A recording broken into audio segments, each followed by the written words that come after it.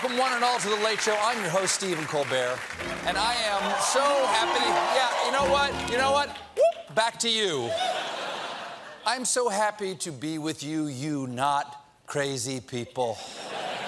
Because you got to remember that you're not crazy, no matter what Donald Trump says.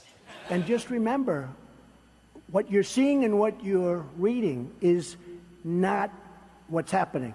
Oh, good. Oh, good.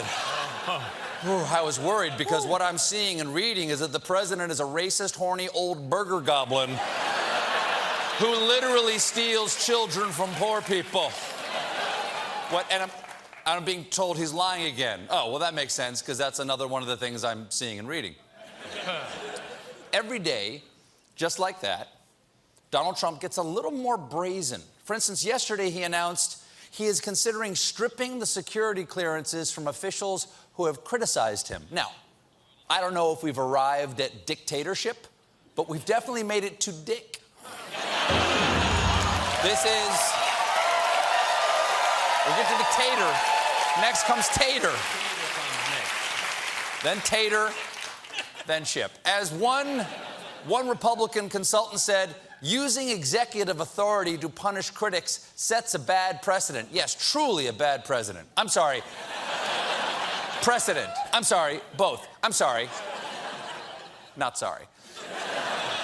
Now, up until this moment, former senior officials typically kept their intelligence clearances because having such status allows them to be consulted by their successors on issues of vital national security interest where their experience and institutional knowledge can offer priceless context. This is so important. These people are the institutional memory of our intelligence services. They know the history of all of our international relationships. But you know what they say? Those who fail to learn from history are Donald Trump. Now, when asked whether this tramples on free speech yesterday, Sarah Huckabee Sanders hucked this up. No, I think you are creating your own story there. The president doesn't like the fact that people are politicizing agencies and departments that are specifically meant to not be political and not meant to be monetized off of security clearances. Monetized? Oh, I'm sorry, I didn't realize that Brennan was doing beer ads now. Yes, you'll notice that was a Schlitz ad. Very rare. You do not see Schlitz ads much anymore. Oh, it is the only beer that we could make fun of. So where did Trump get the idea these former intelligence officials were monetizing their security clearances? From Kentucky senator and man who asked his barber to make him look like a foaming mug of root beer,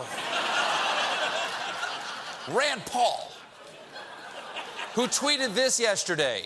Is John Brennan monetizing his security clearance? Is John Brennan making millions of dollars divulging secrets to the mainstream media with his attacks on @RealDonald Trump? You know, Senator, just asking questions you don't know the answer to is not the same as proving a case. Is Rand Paul the illegitimate son of Ayn Rand and a used Q-tip? Is Rand Paul secretly making money on the side as the porn star Randy Poles in the movie Rand Job? We don't know. We don't know. At this point, we don't know. Still, it's food for thought. But in an interview, Senator Paul didn't sound that concerned about the money Brennan may or may not be making.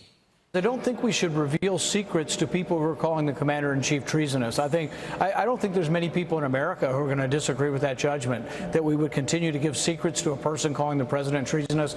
So the only people who should have security clearance are people who always agree with the president?